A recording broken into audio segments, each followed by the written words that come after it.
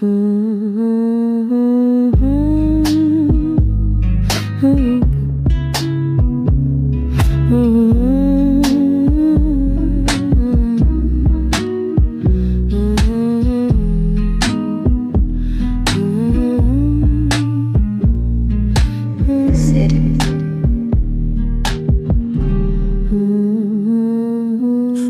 pagkikita ikay aking nasilayan. Sa dami nangyayari ay hindi ko na malayang nag-uusap na pala ang mga puso at isipan nating dalawa, at hindi ko yun inakalang. Kay bilis ng pangyayari, di ko rin to nawawari. Iniisip na mabuti kung ano bang madadali, isa-isip na maigi at inaral na mabuti. Naging kasama ka kahit wala ng baghari.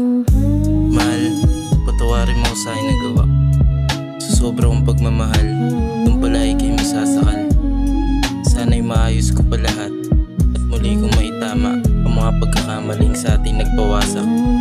Kaya itong awiting ko, sana'y iyong pakinggan upang malaman mo lahat ng tunay kong dahilan. Sabihin pag ayos na, okay na ba? Hindi na ba galit? Wala na bang tampo sa iyong mga mata? Hindi ito pilit o nagpumilit. Gusto ko lang pati agad para pag pumikit wala na yung galit. Okay ba maganda ang araw-araw na tinutungo ng ating pagmamahalan, na tayo mismo pinuno na parang hindi nagigiba lahat. Walang patlang, okay na sana ang lahat, kaso nakaramdam na ng ikalimang buwan, doon ka bumigay. Nasakal ka sa'kin kasi sobra magbigay. Nilagyan ng harang at pinutol ang tulay.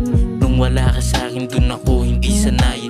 Gusto ko ilaban ng pag-ibig kong ito, bagamat may harang sa puso mo na nagturugo. Sa mga nangyari sa atin ay nagtutunga ako. Pwede bang pagbigyan mo ko, aayusin ko ito. Mahal, gusto ko lang sabihin sa'yo, patawad sa lahat. Di ko akalain aantong tayo sa ganito.